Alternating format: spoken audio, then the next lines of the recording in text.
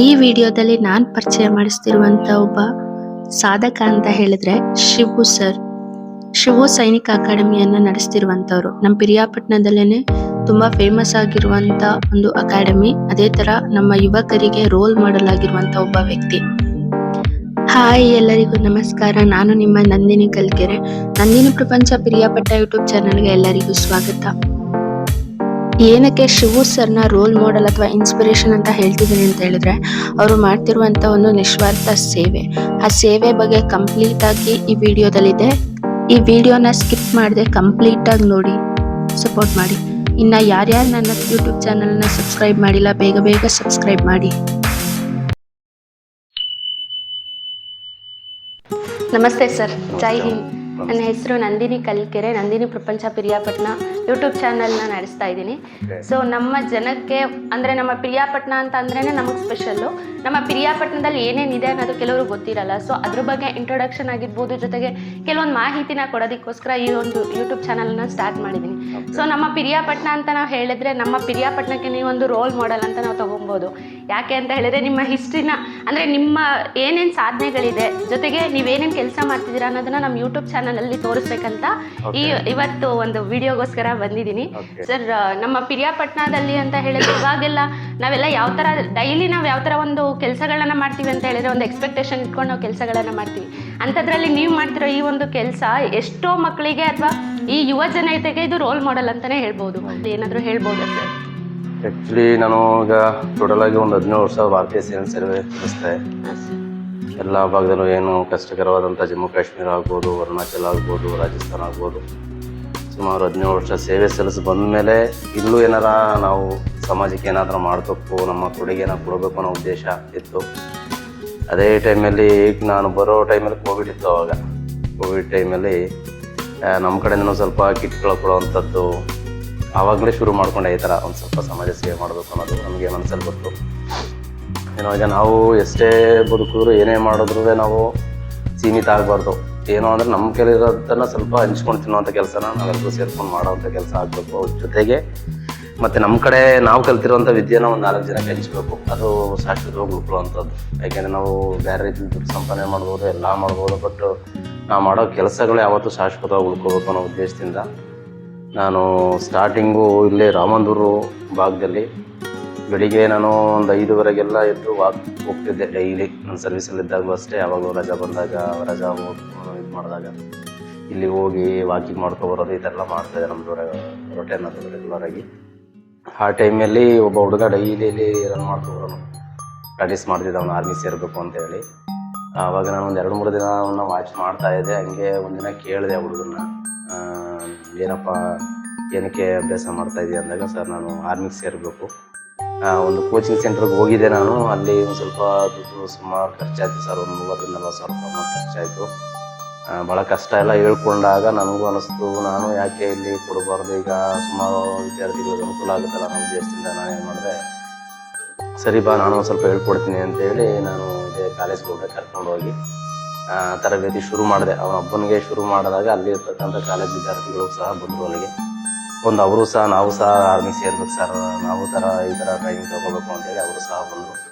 ಸುಮಾರು ಒಂದು 5 ಜನ 10 ಜನ ಈ ಥರ ದಿನ ಒಂದು ಸ್ವಲ್ಪ ಸ್ಟ್ರೆಂತ್ ಸ್ವಲ್ಪ ಜಾಸ್ತಿ ಆಯ್ತಾ ಹೋಯಿತು. ಅಲ್ಲಿ ಸುಮಾರು ಒಂದು 70-80 ಹುಡುಗರು ತರಬೇತಿ ತಗೋತಾಯಿದ್ರು ಸ್ಟಾರ್ಟಿಂಗಾಗ. ಅದೇ ಟೈಮಲ್ಲಿ ಪಿರಿಯಾಪಟ್ಟಣ ಭಾಗದಿಂದ ಬರ್ತಾಯಿದ್ರು ಅವರು. ಪಿರಿಯಾಪಟ್ಟಣ, ಬೈಲ್ಕುಪ್ಪ, ಬುದ್ದಿಟ್ಟು ಆ ಕಡೆ ಭಾಗದಿಂದ ಪಾಪ ಇಲ್ಲಿಗೆ ಬರ್ತಿದ್ರು.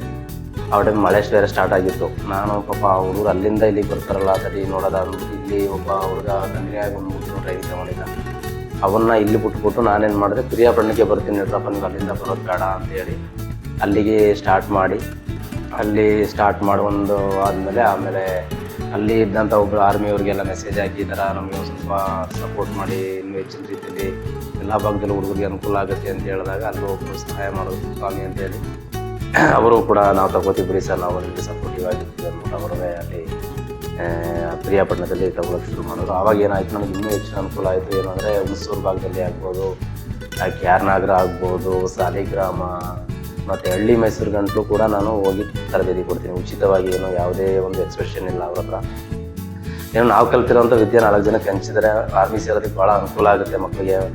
ಆರ್ಮಿಗೆ ಹೋಗೋಕ್ಕೆ ಏನು ಮಾಡಬೇಕು ಅಂತ ಗೊತ್ತಿರೋದಿಲ್ಲ. ಆ್ಯಕ್ಚುಲಿ ಏನು ಮಾಡಬೇಕು, ಏನು ಡಾಕ್ಯುಮೆಂಟ್ಸ್ ತಗೋಬೇಕು, ಮತ್ತು ಅಲ್ಲಿ ಏನು ಆಕ್ಟಿವಿಟೀಸ್ ಮಾಡಬೇಕು, ಮತ್ತು ಎಷ್ಟು ರನ್ನಿಂಗ್ ಓಡಬೇಕಾಗುತ್ತೆ, ಅಲ್ಲಿ ಏನು ಆಕ್ಟಿವಿಟೀಸ್ ಅಂತ ಗೊತ್ತಿರೋದಿಲ್ಲ. ಅದ್ರ ಬಗ್ಗೆ ವಿವರವಾಗಿ ಎಲ್ಲರೂ ಒಂದು ಕೂರಿಸಿ ಹುಡುಗರಿಗೆ ಮೋಟಿವೇಟ್ ಮಾಡುವಂಥ ಕೆಲಸ. ಈ ಥರ ಮಾಡಬೇಕು, ಈ ಥರ ರನ್ನಿಂಗ್ ಹೋಗ್ಬೇಕು, ಡಾಕ್ಯುಮೆಂಟ್ ಈ ಥರ ರೆಡಿ ಮಾಡಬೇಕು ಅಂತೆಲ್ಲ ಹೇಳಿ ಅದೇ ಟೈಮಲ್ಲಿ ಅದೃಷ್ಟ ಇದು ಅಗ್ನಿವೀರ್ ಸ್ಟಾರ್ಟ್ ಆಯಿತು. ನಮಗೆ ಅಗ್ನಿವೀರ್ ಸ್ಟಾರ್ಟ್ ಮಾಡಿದಾಗ ಹಾಸನ ಫಸ್ಟ್ ರ್ಯಾಲಿ ಅದು. ಅದೇ ಟೈಮಲ್ಲಿ ನಾವು ಪಿರಿಯಾಪಟ್ಟಣದಲ್ಲಿ ಡೆಮೋ ರ್ಯಾಲಿ ಅಂತ ಮಾಡೋದು. ಡೆಮೋ ರ್ಯಾಲಿ ಅಂತ ಅಂದರೆ ಅಲ್ಲಿ ಆರ್ಮಿಲಿ ಏನು ಪ್ರಾಪರಾಗಿ ನಡೀತದೆ ಅದೇನ ನಾವು ಇದು ಮಾಡೋವಂಥದ್ದು. ಡಾಕ್ಯುಮೆಂಟ್ ವೆರಿಫಿಕೇಷನ್ ಮಾಡಿ ಅದ್ರ ಜೊತೆಗೆ ಏನು ರನ್ನಿಂಗು, ಎಷ್ಟು ಟೈಮಿಂಗ್ಸ್ ಬರಬೇಕು, ಮತ್ತು ಏನು ಫುಲ್ಅಪ್ಸ್ ಹೊಡಿಬೇಕು, ಏನೆಲ್ಲ ಪೂರ್ತಿ ಹೇಳ್ಕೊಟ್ಟು ಅವ್ರಿಗೆ. ಆ ದೃಷ್ಟಿಯಿಂದ ಹಾಸನ ರ್ಯಾಲಿಯಲ್ಲಿ ನಮ್ಮ ಪಿರಿಯಾಪಟ್ಟಣ ತಾಲೂಕಿಯಲ್ಲಿ ಮೊದಲ ಬಾರಿಗೆ 47 ಹುಡುಗರು ಫಿಸಿಕಲ್ ಪಾಸ್ ಮಾಡಿಕೊಂಡ್ರು. 47 ಜನ. ಬಟ್ ಎಕ್ಸಾಮಲ್ಲಿ ಅಷ್ಟು ಇಂಟ್ರೆಸ್ಟ್ ತೋರಲಿಲ್ಲ ಅವರು. ಫಿಸಿಕಲ್ ಆದರೆ ಆಗುತ್ತೆ ಅನ್ನೋ ಲೆಕ್ಕಾಚಾರದಲ್ಲಿ ಇದ್ಬಿಟ್ರು. ಅದರಿಂದ ಸ್ವಲ್ಪ ಕಮ್ಮಿ ಆಯಿತು. ಒಟ್ಟಿನಲ್ಲಿ ಟೋಟಲ್ ಆಗಿ ಇದುವರೆಗೆ ಈಗ ಸುಮಾರು 36 ಹುಡುಗರು ಆರ್ಮಿಗೆ ಮತ್ತು ಪೊಲೀಸ್ಗೆ ಜಾಯ್ನ್ ಆಗಿದ್ದಾರೆ ನಮ್ಮ ಶಿವಸೇನೆ ಕ್ಯಾಪ್ಟನ್ನಿಂದ. ನಮಗೆ ಪರೋಕ್ಷವಾಗಿ ಕೂಡ ತುಂಬ ಸಪೋರ್ಟ್ ಮಾಡ್ತಾ ಇದ್ದಾರೆ. ಈಗ ಒಂದು ಟೀಮೇ ಮಾಡಿದ್ದೀವಿ. ಈಗ ನಾವು ಒಂದು ಸೈನಿಕರೆಲ್ಲ ಸೇರಿ ಅವನ್ನೆಲ್ಲ ಒಂದು ಒಗ್ಗೂಡಿಸಿ ಇನ್ನೂ ಹೆಚ್ಚಿನ ರೀತಿ ಶಕ್ತಿ ಬರಲಿ ಅನ್ನೋ ದೃಷ್ಟಿಯಿಂದ ಶಿವ ಸೈನಿಕ ಅಕಾಡೆಮಿ ಅಂತ ಓಪನ್ ಆವಾಗಲೇ ಮಾಡಿದ್ದೆವು ಸ್ಟಾರ್ಟಿಂಗ್ಗೆ. ಅದ್ರ ಜೊತೆಗೆ ಒಂದು ಟ್ರಸ್ಟ್ ಕೂಡ ಮಾಡಿಕೊಂಡು ಎಲ್ಲ ಸೈನಿಕರು ಕೂಡ ಸಪೋರ್ಟ್ ಮಾಡ್ತಾ ಇದ್ದಾರೆ ಅದಕ್ಕೆ. ಮೊದಲನೇದಾಗಿ ಇಲ್ಲಿ ನಾನು ರಾಮದುರ್ಗದಲ್ಲಿ ನಾನು ಒಬ್ಬನೇ ಮಾಡ್ತಾ ಇರಬೇಕಾದ್ರೆ ನನ್ನ ಜೊತೆಗೆ ಮನೋಜ್ ಅಂದ್ಬಿಟ್ಟು ಒಬ್ಬರಿಗೆ ಅವನು ಸಪೋರ್ಟ್ ಮಾಡೋನಿಗೆ ಅವನು ರಜೆ ಬಂದಾಗೆಲ್ಲ ಬಂದು ಹೇಳ್ಕೊಡ್ತಾ ಇದ್ದ, ನನಗೆ ಒಂದು ಸ್ವಲ್ಪ ರಿಲೀಫ್ ಮಾಡ್ತಿದ್ದ. ಅದ್ರ ಜೊತೆಗೆ ಪ್ರಿಯಾಪಟ್ಟಣದಲ್ಲಿ ಸ್ವಾಮಣ್ಣ ಅಂತೇಳಿ, ಮತ್ತು ಇಲ್ಲಿ ಮಾಕೋಡಲ್ಲಿ ಗಣೇಶ್ ಅಂತೇಳಿ, ಮತ್ತು ಹೇಮ್ ಅಂತೇಳಿ, ಮತ್ತು ಇನ್ನು ಮಹಾದೇವ, ಕೃಷ್ಣ, ಸುಮಾರು ಆರ್ಮಿ ಏನು ಸರ್ವಿಸ್ ಮಾಡ್ತಾ ಇದ್ದಾರೆ. ಬಸ್ಸನಲ್ಲಿ ಹೇಮಂತ, ಈ ಥರ ಸುಮಾರು ಜನ ನಮಗೆ ಸಪೋರ್ಟಿವ್ ಆಗಿದ್ದಾರೆ. ಈಗ ಸರ್ ನಾವು ನಿಮ್ಮ ಜೊತೆ ಇರ್ತೀವಿ, ಒಳ್ಳೆ ಕೆಲಸಗಳು ಮಾಡ್ತಾಯಿದ್ದೀವಿ, ನಿಮ್ಮ ಜೊತೆ ಯಾವಾಗಲೂ ಇರ್ತೀವಿ, ಎಲ್ಲರೂ ಸೇರ್ಕೊಂಡು ಮಾಡೋಣ ಸರ್, ಇನ್ನೂ ಹೆಚ್ಚಿನ ರೀತಿಯಲ್ಲಿ ನಮ್ಮ ತಾಲೂಕಿನಿಂದ ಹೆಚ್ಚು ಹುಡುಗರನ್ನ ಆರ್ಮಿಗೆ ಸೇರ್ಸೋಕ್ಕೆ ನಮ್ಮ ಕಡೆಯಿಂದ ಸಹಾಯ ಆಗುತ್ತೆ. ಅದ್ರ ಜೊತೆಗೆ ಪೊಲೀಸ್ ಇಲಾಖೆ ಆಗ್ಬೋದು, ಯಾವುದೇ ಒಂದು ಇಲಾಖೆ ಆಗ್ಬೋದು, ನಮ್ಮ ಕಡೆಯಿಂದ ಏನಾಗುತ್ತೆ ಅಷ್ಟು ಹೆಲ್ಪ್ ಮಾಡಿ ಮಾಡೋಣ ಉದ್ದೇಶ ಅಷ್ಟೇ. ಅಂದರೆ ಇವತ್ತಿನ ಜನ್ರೇಷನಲ್ಲಿ ಎಲ್ಲ ಮೊಬೈಲು ಇದ್ದಿರ್ತಾರೆ. ದಯಮಾಡಿ ಯಾರೂ ಕೂಡ ಮೊಬೈಲ್ಗೆ ಹೆಚ್ಚಿನ ರೀತಿ ಮೊಬೈಲು ಒಂದು ಕಡೆ ಬೇಕು ಅನ್ನಿಸ್ತದೆ. ಯಾಕೆ ಅಂತಂದರೆ ಅದರಲ್ಲಿ ಒಳ್ಳೇದು ಇರುತ್ತೆ, ಕೆಟ್ಟದ್ದು ಇರುತ್ತೆ. ಅದನ್ನು ಒಳ್ಳೇದಾಗಿ ಬಳಸ್ಕೋಬೇಕು. ಒಳ್ಳೆ ಮೋಟಿವೇಶನ್ ಸ್ಪೀಚ್ ಇರ್ತದೆ, ಅದನ್ನು ಕೇಳುವಂಥದ್ದು, ಎಕ್ಸಾಮ್ ಸಂಬಂಧಪಟ್ಟಾಗೆ ಅದ್ರ ಬಗ್ಗೆ ಒಂದು ಜಾಸ್ತಿ ಆಸಕ್ತಿ ತೋರಿಕೊಂಡು. ಯಾಕೆ ಅಂದರೆ ಒಬ್ಬ ಹುಡುಗ ಒಂದು ಮನೆಯಲ್ಲಿ ಒಬ್ಬ ಗೌರ್ಮೆಂಟ್ ಅಪಾಯಿಂಟೇ ಆಗ್ಬೋದು, ಆರ್ಮಿ ಆಗ್ಬೋದು, ಪೊಲೀಸ್ ಆಗ್ಬೋದು, ಯಾವುದೇ ಒಂದು ಜಾಬ್ ಆಗ್ಬೋದು, ಆ ಮನೆ ಚೆನ್ನಾಗಿರ್ತದೆ, ಒಳ್ಳೆ ಹೆಸರಿರ್ತದೆ. ಆರ್ಮಿ ಅಂದರೆ ಇವತ್ತಿನ ದಿನದಲ್ಲಿ ಭಾಳ ಒಂದು ಒಳ್ಳೆ ಜಾಬ್ ಅದು. ಯಾಕಂದರೆ ಎಲ್ಲರಿಗೂ ಆ ಥರ ಅವಕಾಶ ಸಿಗಲ್ಲ. ಅದರ ಅವಕಾಶ ಸಿಕ್ಕಿದಾಗ ಅದನ್ನು ಕರೆಕ್ಟಾಗಿ ಬಳಸ್ಕೊಂಡ್ರೆ ಭಾಳ ಅನುಕೂಲ ಆಗುತ್ತೆ ಅಂತ ಹೇಳಕ್ಕೆ ಇಷ್ಟಪಡ್ತೀನಿ. ಓಕೆ ಸರ್, ಇವಾಗ ನಾವು ಅಂದ್ಕೊಂಡಿದ್ವಿ ಇವಾಗ ಶಿವ ಸೈನಿಕ ಅಕಾಡೆಮಿ ಅಂತ ನಾವು ಚಿಕ್ಕ ವಯಸ್ಸಿದ್ದಾಗಿಂದಲೂ ಕೇಳ್ಕೊಂಡು ಬಂದಿದ್ದೀವಿ. ಈ ಥರ ಇದೆ ಅಂತ. ನಾವೆಲ್ಲ ಅವಾಗೆಲ್ಲ ಏನು ಅನ್ಕೊಂತಿದ್ವಿ, ಓಕೆ ಏನೋ ಫೀಸ್ ಇರುತ್ತೆ. ಇವಾಗ ಯಾವುದಾದ್ರೂ ಒಂದು ಅಕಾಡೆಮಿ ಅಂತಂದರೆ ಫಸ್ಟು ತಲೆಗೆ ಬರೋದು, ನಾವು ಒಂದಿಷ್ಟು ಫೀಸನ್ನು ಕಟ್ಟಬೇಕು, ಆವಾಗ ನಮಗೆ ಕೋಚಿಂಗ್ ಸಿಗುತ್ತೆ, ಈ ಥರ ನಾವು ತಲೆಯಲ್ಲಿತ್ತು. ಆದರೆ ನಮ್ಮದೇ ಊರಿನ ಇವಾಗ ಕಲ್ಕೆರೆ ಅಂತ ಅಂದರೆ ನಮ್ಮೂರಿಂದನೇ ಸಂತೋಷ್ ಅಂತ ನಿಮ್ಮ ಅಕಾಡೆಮಿನಲ್ಲೇ ಅವನು ಸೇರ್ಕೊಂಡಿದ್ದು. ಅವನು ಕೂಡ ನಮಗೆ ಚಿಕ್ಕ ವಯಸ್ಸಿಂದ ಆಸೆ ಇತ್ತು. ಅಂದರೆ ನಾವೀಗ ಫಿಸಿಕಲಿ ಫಿಟ್ ಇಲ್ಲ ಅಥವಾ ನಮ್ಗೆ ಅದ್ರ ಬಗ್ಗೆ ಅಷ್ಟು ಕಾನ್ಸೆಪ್ಟ್ ಇರಲಿಲ್ಲ ಆರ್ಮಿ ಅಂತ ಅಂದರೆ. ಆದರೆ ಚಿಕ್ಕ ವಯಸ್ಸಿಂದ ನನಗೇನೋ ಸ್ಪೆಷಲ್ ಆಗಿ ನನಗೆ ಪರ್ಸ್ನಲ್ ಆಗಿ ನನಗೆ ಸೈನಿಕರು ಅಂತ ಹೇಳಿದ್ರೆ ಏನೋ ಒಂದು ರೆಸ್ಪೆಕ್ಟ್ ಇತ್ತು. ಸೊ ನನಗೆ ಯಾವ ಥರ ಫೀಲ್ ಆಗ್ತಿತ್ತು ಅಂತ ಹೇಳಿದ್ರೆ, ಇವಾಗ ನಮ್ಮೂರಲ್ಲೇ ಯಾರಾದರೂ ಅಟ್ಲೀಸ್ಟ್ ಯಾರನ್ನೂ ಆರ್ಮಿ ಜಾಬಿಗೆ ಹೋಗಿಲ್ಲ ಅನ್ನೋದೊಂದು ಬೇಜಾರಿತ್ತು. ಆದರೆ ಈ ಸಂತೋಷ್ ಅವರು ಆರ್ಮಿಗೆ ಹೋದಾಗ ತುಂಬ ಖುಷಿ ಆಯಿತು, ಓಕೆ ಅಂತ. ಬಟ್ ನಾವು ಅವಾಗೂ ನಂಗೆ ಅಷ್ಟು ಗೊತ್ತಿಲ್ಲ. ಸೊ ಶಿವ ಸೈನಿಕ ಅಕಾಡೆಮಿ ಅಂತ ಅಂದರೆ ಇದು ಫೀಸ್ ಎಲ್ಲ ತೊಗೊಂಡು ಮಾಡ್ತಾರೆ ಈ ಥರ ಅಂತ ಅಂದ್ಕೊಂಡಿದ್ವಿ. ಆದರೆ ನೀವು ಒಂದ್ಸಲ ನಮ್ಮ ಸ್ಕೂಲಿಗೆ ಬಂದಾಗ ಗೊತ್ತಾಯಿತು ನೀವು ಇದನ್ನು ಫ್ರೀಯಾಗಿ ಮಾಡ್ತಿರೋದಂತ. ಸೊ ನಿಮ್ಮ ಶಿವ ಸೈನಿಕ ಅಕಾಡೆಮಿನ ಮೋಟೋ ಏನಾಗಿದೆ ಸರ್? ಮೋಟೋ ಏನಂದರೆ ಹೆಚ್ಚಿನ ರೀತಿಯಲ್ಲಿ ಸೈನಿಕರನ್ನ ಕಳಿಸ್ಬೇಕು ಅನ್ನೋದು ಉದ್ದೇಶ ಅಷ್ಟೇ ನಮ್ಮ ಭಾಗದಲ್ಲಿ. ಯಾಕೆಂದರೆ ಮೈಸೂರು ಈ ಕಡೆ ಭಾಗದಲ್ಲಿ ಸೈನಿಕರ ಸಂಖ್ಯೆ ಭಾಳ ಕಡಿಮೆ ಇದೆ. ಇನ್ನೂ ಹೆಚ್ಚಿನ ರೀತಿಯಲ್ಲಿ ಹೋಗ್ಬೇಕು, ಸೈನಿಕರನ್ನ ಕಳಿಸ್ಬೇಕು ಮತ್ತು ಅರಿವು ಮೂಡಿಸ್ಬೇಕು. ಸೈನಿಕರಂದ್ರೆ ಏನು, ನಾವು ಈಗ ಎಷ್ಟೋ ಗೊತ್ತಿಲ್ಲದಿರೋ ವ್ಯಕ್ತಿಗಳು ಏನಂತಾರೆ ಅಂದರೆ ಸೈನಿಕರು ಅಂದರೆ ಅಷ್ಟು ಗೊತ್ತಿಲ್ಲ, ಸೈನಿಕರ ಆ ಲೆಕ್ಕಾಚಾರದಲ್ಲಿ ಮಾತಾಡ್ತಾರೆ. ಯಾಕೆಂದರೆ ಸೈನಿಕರ ಬಗ್ಗೆ ಗೊತ್ತಿರಬೇಕು. ಯಾಕೆಂದರೆ ನಾವು ಇಷ್ಟು ಚೆನ್ನಾಗಿ ಇವತ್ತು ಇಲ್ಲಿ ಕುಂತಿದ್ದೀವಿ ಅಂದರೆ ಅದಕ್ಕೆ ಮುಖ್ಯ ಸೈನಿಕರು. ಆ ಸೈನಿಕರು ಅಲ್ಲಿ ಬಾರ್ಡ್ರಲ್ಲಿ ಕುಂತಿರೋದ್ರಿಂದ ಅವರು ದೇಶ ಕಾಯ್ತಾ ಇರೋದ್ರಿಂದ ನಾವಿಷ್ಟು ಆರಾಮಾಗಿ ಇಲ್ಲಿದ್ದೀವಿ. ಅದನ್ನು ನಾವು ನೆನೆಸ್ಬೇಕು. ಮತ್ತು ಎಲ್ರಿಗೂ ಒಂದು ಆರ್ಮಿ ಅಂದರೆ ಏನು ಅನ್ನೋದು ಒಂದು ತೋರಿಸ್ಕೊಡ್ಬೇಕು. ಅದಕ್ಕಿಂತ ಹೆಚ್ಚಾಗಿ ಹೆಚ್ಚಿನ ರೀತಿಯಲ್ಲಿ ಯುವಕರು ಯಾವುದೇ ಕೆಟ್ಟ ಚಟಗಳಿಗೆ ಬಲಿಯಾಗದೆ ಒಂದು ಒಳ್ಳೆ ಮಾರ್ಗದಲ್ಲಿ ನಡಿಬೇಕು ಅನ್ನೋ ಉದ್ದೇಶದಿಂದನೇ ಪ್ರತಿ ಒಂದು ಭಾಗದಲ್ಲೂ ಈಗ ಪ್ರತಿ ಹಳ್ಳಿಗೂ ಕೂಡ ಹೋಗ್ತೀನಿ ನಾನು ಮೋಟಿವೇಶನ್ಗೆ ಹೋದಾಗಲೇ ಇದೇ ನಾನು ಹೇಳೋದು, ಬನ್ನಿ ಆರ್ಮಿಗೆ ಸೇರಿ, ಪೊಲೀಸಿಗೆ ಸೇರಿ, ಫಿಸಿಕಲ್ ಆ್ಯಕ್ಟಿವಿಟೀಸ್ ಇಟ್ಕೊಳ್ಳಿ. ಬೆಳಿಗ್ಗೆ ಟೈಮ್ ನೀವು ಕೊನೆಗೆ ನಿಮ್ಗೆ ಆ ಥರ ಆಸಕ್ತಿ ಇಲ್ಲ, ನಮಗೆ ಆರ್ಮಿಗೆ ಹೋಗಿ ಇಷ್ಟ ಇಲ್ಲ, ಪೊಲೀಸ್ಗೆ ಹೋಗಿ ಇಷ್ಟ ಇಲ್ಲ ಅಂದ್ರೂ ಕೂಡ ಫಿಸಿಕಲ್ ಆಕ್ಟಿವಿಟೀಸ್ ಮಾಡ್ಕೊಳ್ಳಿ. ಯಾಕಂದ್ರೆ ಇವತ್ತಿನ ಫುಡ್ಡು ಎಲ್ಲ ಗೊತ್ತು, ಕೆಮಿಕಲ್ ತಿಂತಾ ಇದ್ದೀವಿ ನಾವು. ಅದರಿಂದ ಒಂದು ಸ್ವಲ್ಪ ಫಿಸಿಕಲ್ ಆಕ್ಟಿವಿಟೀಸ್ ಇದ್ರೆ ಒಂದು ಸ್ವಲ್ಪ ಚೆನ್ನಾಗಿರ್ತದೆ. ಒಂದು ಸ್ವಲ್ಪ ವಾಕ್ ಮಾಡೋವಂಥದ್ದಾಗ್ಬೋದು, ಫಿಸಿಕಲ್ ಆಕ್ಟಿವಿಟೀಸ್ ನಾವು ಏನು ಮಾಡ್ಕೊತೀವಿ ಅದನ್ನು ಮಾಡಿದ್ರೆ ಹೆಲ್ತ್ ಚೆನ್ನಾಗಿರ್ತದೆ. ಒಂದು ಕಡೆ ಆದರೆ ಇನ್ನೊಂದು ಕಡೆ ನಾವು ಒಂದು ಕೆಲಸ ತಗೊಳ್ಳೋಕ್ಕೆ ಭಾಳ ಈಸಿ ಆಗುತ್ತೆ. ಆ ಥರ ಒಂದು ವ್ಯವಸ್ಥೆ. ಸರ್, ಇವಾಗ ನಾವು ಆರ್ಮಿ ಆಗ್ಬೇಕಂತ ಒಬ್ಬ ಹುಡುಗ ಅಥವಾ ಹುಡುಗಿ ಆಗಿರಲಿ ಆರ್ಮಿ ಆಗ್ಬೇಕಂತ ಅನ್ಕೊಂಡ್ರೆ ಅವ್ನು ಯಾವಾಗಿಂದ ಕನಸು ಕಾಣಬೇಕು ಅಥವಾ ಅವ್ನು ಯಾವಾಗಿಂದ ಅದಕ್ಕೋಸ್ಕರ ಶ್ರಮ ಪಡ್ಬೇಕು? ತಯಾರಿ ನಡೆಸ್ಕೊಳ್ಳೋದು. ತಯಾರಿ ನೋಡಿ, ನಾವು ಈಗ ಏನು 8th ಸ್ಟ್ಯಾಂಡರ್ಡ್ ಹೋಗ್ತೀವಿ ಆವಾಗ್ಲಿಂದನೇ ನಾವು ತಯಾರಿ ಶುರು ಮಾಡ್ಕೋಬೇಕು. ಅಂದರೆ ಒಂದು SLC ಏಜ್ ಬಂದಮೇಲೂ ಕೂಡ ನಾವು ಇನ್ನೂ ಟೈಮ್ ಇರ್ತದೆ, ಮಾಡ್ಬೋದು. ಈಗ ಅಂದರೆ ಆರ್ಮಿಗೆ ಜಾಯ್ನಿಂಗು, ನಾವು ಆರ್ಮಿಗೆ ಸೇರ್ಬೇಕು ಅಂದ್ರೆ 17.5 ವರ್ಷದಿಂದ ಸ್ಟಾರ್ಟ್ ಆಗುತ್ತೆ, 21ಕ್ಕೆ ಕ್ಲೋಸ್ ಆಗುತ್ತೆ ಅಷ್ಟೇ. ಆ ಮಧ್ಯದಲ್ಲಿ ನಾವು ಅದಕ್ಕಿಂತ ಮುಂಚೆ ನಾವು ಶುರು ಮಾಡಬೇಕಾಗುತ್ತೆ.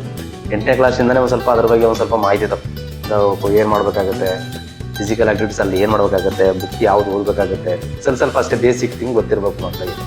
ಯಾವಾಗ 10th ಬರ್ತಾರೆ ಅವರು, 10th ಬಂದಾಗ ಆ ಟೈಮ್ ಪರ್ಫೆಕ್ಟಾಗಿ ಅವರು ಫಿಟ್ ಆಗಿರಬೇಕು.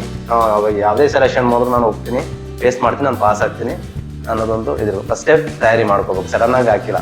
ಈಗ ನಮ್ಮ ಭಾಗದವ್ರು ಏನು ಮಾಡ್ತಾರೆ ಅಂದರೆ ಅಪ್ಲಿಕೇಶನ್ ಹಾಕ್ತಾರೆ, ಅಪ್ಲಿಕೇಶನ್ ಆಗಿದ್ಮೇಲೆ ತಡಿ ನೋಡೋದ, ಎಕ್ಸಾಮ್ ಅಲ್ವಾ, ಎಕ್ಸಾಮ್ ನೋಡೋದ, ಎಕ್ಸಾಮ್ ಆದಮೇಲೆ ಮತ್ತೆ ಫಿಸಿಕಲ್ ಅಲ್ವಾ ಅಂತೇಳಿ ಆಮೇಲೆ ಫಿಸಿಕಲ್ ಯಾವಾಗ ಎಕ್ಸಾಮ್ ಪಾಸ್ ಆಗಿ ಮತ್ತೆ ಫಿಸಿಕಲ್ಗೆ ಅಂತ ಬರ್ತಾರೆ ಆ ಟೈಮಲ್ಲಿ ಅವರು ಪ್ರಾಕ್ಟೀಸ್ ಎಲ್ಲ ಇರೋದಿಲ್ಲ ಅವರಿಗೆ, ಮತ್ತೆ ಹೆಂಗೆ ಪಾಸ್ ಆಗ್ತಾರೆ ಅವರು. ಆ ಥರ ಅದಕ್ಕೆ ಫಸ್ಟೇ ನಾವು ಪೂರ್ವಭಾವಿಯಾಗಿ ತಯಾರಿ ನಡೆಸ್ಕೊಂಡ್ರೆ ಭಾಳ ಉತ್ತಮ ಅಂತ ನಾನು ಹೇಳಕ್ಕೆ ಇಷ್ಟಪಡ್ತೀನಿ. ಓಕೆ ಸರ್, ನಮ್ಮ ಸಬ್ಸ್ಕ್ರೈಬರ್ಸ್ ಆಗಿರ್ಬೋದು, ನಮ್ಮ ವ್ಯೂವರ್ಸ್ಗೆ ನೀವು ಯಾವ ಥರ, ಈಗ ಅದರಲ್ಲೂ ಕೆಲವರು ಆರ್ಮಿ ಜಾಯ್ನ್ ಆಗಬೇಕಂತ ಕೆಲವರು ಅಂದ್ಕೊಂಡಿರ್ತಾರೆ, ಅಂಥವರಿಗೆ ನೀವು ಯಾವ ರೀತಿ ಪ್ರಿಪ್ರೇಷನ್ ಮಾಡ್ಕೋಬೇಕಂತ ಹೇಳ್ತೀರಾ ಸರ್? ಆರ್ಮಿ ಸೇರುವಂಥವ್ರಿಗೆ, ಅಂಥವರಿಗೆ ಯಾರಿಗಾದ್ರು ಆರ್ಮಿಗೆ ಸೇರುವಂಥ ಹುಡುಗರಿಗೆ ಅದೇ ಅಭ್ಯಾಸ ಮಾಡ್ಬೇಕು, ನಿರಂತರವಾಗಿ ಫಿಸಿಕಲ್ ಪಕ್ಕ ಬೇಕಿರಬೇಕು. ಆರ್ಮಿಗೆ ಅಂತ ಅಂದಾಗ ಫಿಸಿಕಲಿ ಫಿಟ್ ಆಗಿರಬೇಕು. ಜೊತೆಗೆ ಎಕ್ಸಾಮಿನೇಷನ್ ಸಂಬಂಧಪಟ್ಟಂಗೆ ಬುಕ್ಗಳು ಬರ್ತವೆ, ಆ ಬುಕ್ಗಳನ್ನ ತಗೊಂಡು ಇವಾಗಲಿಂದನೇ ಪ್ರಿಪೇರ್ ಮಾಡಿದ್ರೆ ಉತ್ತಮ. ಸಡನ್ನಾಗಿ ನಾವು ಎಕ್ಸಾಮ್ ಇದೆ ತಡಿಯಪ್ಪ ನಾನು ಓದ್ಕೋತೀನಿ ಪಾಸ್ ಆಯ್ತೀನಿ ಅನ್ನೋದು ಸುಳ್ಳು ಬೇಡ. ಯಾಕೆಂದರೆ ಇವತ್ತಿನ ಸಿಚುವೇಶನ್ ಎಲ್ಲ ಫಿಲ್ಟರ್ ಮಾಡ್ತಾ ಇದ್ದಾರೆ. ಪ್ರತಿಯೊಂದು ಎಕ್ಸಾಮಲ್ಲಿ ಏನು ಮಾರ್ಕ್ಸ್ ತೊಗೊಂಡಿದ್ರೆ ಅದನ್ನು ನೋಡ್ತಾರೆ, ಮತ್ತು ಫಿಸಿಕಲ್ ಎಷ್ಟು ಮಾರ್ಕ್ಸ್ ತೊಗೊಂಡಿದ್ರೆ ಅದನ್ನು ನೋಡ್ತಾರೆ. ಎಲ್ಲ ಟ್ಯಾಲಿ ಮಾಡಿ ಫೈನಲ್ ರಿಸಲ್ಟಲ್ಲಿ ಕಟ್ ಆಫ್ ಮಾಡ್ತಾರೆ. ಅದು ಕೂಡ ಎಲ್ಲ ಪಾಸ್ ಆಗಿದ್ರು ಕೂಡ ಅದರಲ್ಲಿ ಏನೋ ಸ್ಕೋರ್ ಕಮ್ಮಿ ಇತ್ತು ಅಂದರೆ ಕೆಳಗಡೆ ಬಂದ್ಬಿಡ್ತಾನೆ ಅವನು. ಇಷ್ಟು ವೇಕೆಂಟ್ ಇರ್ತವೆ, ಅಷ್ಟು ವೇಕೆಂಟಲ್ಲಿ ಅವ್ನು ಇರಬೇಕು ಅಂತಂದರೆ ಎಕ್ಸಾಮಲ್ಲೂ ಚೆನ್ನಾಗಿ ಮಾಡಿರ್ಬೇಕು, ಫಿಸಿಕಲ್ಲೂ ಚೆನ್ನಾಗಿರ್ಬೇಕು. ಎರಡು ಚೆನ್ನಾಗಿದ್ದಾಗ ಇವಾಗ ನಮ್ಮ ಸ್ಟೂಡೆಂಟ್ಸೇ ಎಷ್ಟೋ ಜನ ಅವ್ರ ಜೊತೆ ನಾನು ಇಂಟರಾಕ್ಟ್ ಮಾಡಿದಾಗ ಹೇಳಿದ್ರು, ನಾನು ಆರ್ಮಿ ಆಗಬೇಕಂತ ಆ ಥರ ಹೇಳ್ತಿದ್ರು. ಅವರಿಗೂ ಈ ಥರ ಯಾವುದಾದ್ರೂ ಒಂದು ಸರಿಯಾದ ಮಾಹಿತಿನ ತಗೊಳ್ಳಿ ಅಂತ ನಾವು ಹೇಳ್ತಿದ್ವಿ. ಬಟ್ ಅವ್ರ ಮೆಂಟಾಲಿಟಿ ಯಾವ ಥರ ಇದೆ ಅಂತ ಹೇಳಿದ್ರೆ, ಏನೋ ಒಂದು ಸ್ಪೋರ್ಟ್ಸಲ್ಲಿದ್ದರೆ ಆಗುತ್ತೆ, ಅಥವಾ ನಾವು ಫಿಸಿಕಲ್ ಕ್ಲಿಯರ್ ಮಾಡ್ಕೊಂಡ್ರೆ ಸಾಕು, ಆ ಥರ ಮೆಂಟಾಲಿಟಿನಲ್ಲಿ ನಮ್ಮ ಹಳ್ಳಿ ಜನರಿಗೆ ಅಷ್ಟು ಪ್ರಾಪರಾಗಿ ಐಡಿಯಾಸ್ ಇಲ್ಲ ಅಲ್ವಾ ಸರ್? ಸೊ ಅವ್ರು ಆ ಥರ ತಿಳ್ಕೊಂಡಿದ್ದಾರೆ. ಸೊ ಅಂಥವ್ರಿಗೆ ನೀವೇನು ಹೇಳ್ತೀರಾ? ಫಿಸಿಕಲ್ ಒಂದೇ ಕ್ಲಿಯರ್ ಆಗಬೇಕು ಅಂತಲ್ಲ, ಫಿಸಿಕಲ್ ಇಂಪಾರ್ಟೆಂಟು, ಬೇಕೇ ಬೇಕು. ಅದರಲ್ಲೂ ಕೂಡ ಸ್ಕೋರ್ ಇರ್ತವೆ, ಮಾರ್ಕ್ಸ್ ಅಂತ ಇರ್ತವೆ. ಅದ್ರ ಜೊತೆಗೆ ಎಕ್ಸಾಮಲ್ಲೂ ಕೂಡ ಅಷ್ಟೇ ಅದು ಪರಿಗಣನೆ ತಗೋತಾರೆ. ಎಕ್ಸಾಮಲ್ಲೂ ಕೂಡ ಚೆನ್ನಾಗಿ ಮಾಡಬೇಕು. ಎಕ್ಸಾಮಲ್ಲೂ ಚೆನ್ನಾಗಿ ಮಾಡಿ, ಫಿಸಿಕಲ್ಲೂ ಚೆನ್ನಾಗಿದೆ, ಒಳ್ಳೆ ಸ್ಟ್ಯಾಂಡರ್ಡ್ 5 ಸ್ಟ್ಯಾಂಡರ್ಡ್ ಫಿಸಿಕಲ್ ಇದೆ, ಎಕ್ಸಾಮಲ್ಲೂ ಚೆನ್ನಾಗಿ ಮಾಡಿದ್ದಾನೆ ಅಂತ ಅಂದಾಗ ಅವ್ನು ಪಾಸ್ ಆಗ್ತಾನೆ ಆಟೋಮೆಟಿಕ್ಕಾಗಿ. ಈಗ ನಮ್ಮ ಅಕಾಡೆಮಿಯಲ್ಲಿ ಎಷ್ಟೋ ಹುಡುಗರು 4-5 ಹುಡುಗರು ಏನಾಗಿದೆ ಅಂದರೆ ಎಕ್ಸಾಮ್ ಪಾಸ್ ಆಗಿದ್ದಾರೆ, ಫಿಸಿಕಲ್ ಪಾಸ್ ಆಗಿದ್ದಾರೆ, ಬಟ್ ಅವರು ಇದರಲ್ಲಿ ಲೀಸ್ಟಲ್ಲಿ ಅವ್ರ ಹೆಸರು ಬರಲಿಲ್ಲ. ಅಂದರೆ ಅವರು ಏನು ಪ್ರಾಬ್ಲಮ್ ಅಂತಂದರೆ ಮಾರ್ಕ್ಸ್ ಕಮ್ಮಿ ಇದ್ದಾರೆ ಅಷ್ಟೇ. ಕಟಾಪಿಗೆ ಒಂದು 250 ಜನ ತಗೋಬೇಕು ಅಂತ ಹೋಗ್ಬೇಕು, ಒಂದು 300 ಜನ ಅಟೆಂಡ್ ಮಾಡಿದ್ದಾರೆ, ಎಲ್ಲ ಪಾಸ್ ಆಗಿ ಬಂದಿದ್ದಾರೆ. ಅದರಲ್ಲಿ ಏನು ಮಾಡ್ತಾರೆ, 250 ಜನ ಅಂದರೆ ಅಷ್ಟೇ ತಗೋಬೇಕಾದ್ರೆ 50 ಜನ ತಗೊಳ್ಳಲ್ಲ. ಅದರಲ್ಲಿ ಯಾರು ಈ ಮಾರ್ಕ್ಸ್ ಇರ್ತಾರೆ, ಎಷ್ಟು ಕಟಾಪ್ ನಿಲ್ಲಿಸ್ತಾರೆ, ಆ ಕಟಾಪಲ್ಲಿ ಎಷ್ಟು ಜನ ಇದ್ದಾರೆ ಅವ್ರಿಗೆ ಅವಕಾಶಗಳು ಸಿಗ್ತವೆ. ಅದಕ್ಕೋಸ್ಕರ ಹೇಳೋದು, ಪ್ರಯತ್ನ ಪಡಿ, ನಿರಂತರವಾಗಿ ಪ್ರಯತ್ನ ಪಡಬೇಕು. ಒಂದ್ಸರಿ ಫೇಲ್ ಆಯಿತು ಅಂದ್ರೆ ಮನೇಲಿ ಕುಂತ್ಕೊಂಡ್ರೆ ಪ್ರಯೋಜನ ಆಗಿಲ್ಲ, ಕಂಟಿನ್ಯೂ ಆಗಿ ಇರಬೇಕು, ಚೆನ್ನಾಗಿರ್ಬೇಕು. ಏನಾದ್ರೂ ನಾನು ಆರ್ಮಿಗೆ ಹೋಗ್ಲೇಬೇಕು, ನಾನು ಪೊಲೀಸ್ಗೆ ಹೋಗ್ಲೇಬೇಕು ಅಂತ ಕನಸು ಕಟ್ಕೋಬೇಕು. ಅದ್ರ ಬಗ್ಗೆನೇ ಒಂದು ಸ್ವಲ್ಪ ತಯಾರಿ ನಡ್ಕೋಬೇಕು. ಗೊತ್ತಿಲ್ಲ ಅಂದರೆ ಕೇಳ್ಕೊಂಡು ರೆಡಿ ಮಾಡ್ಕೋಬೇಕು.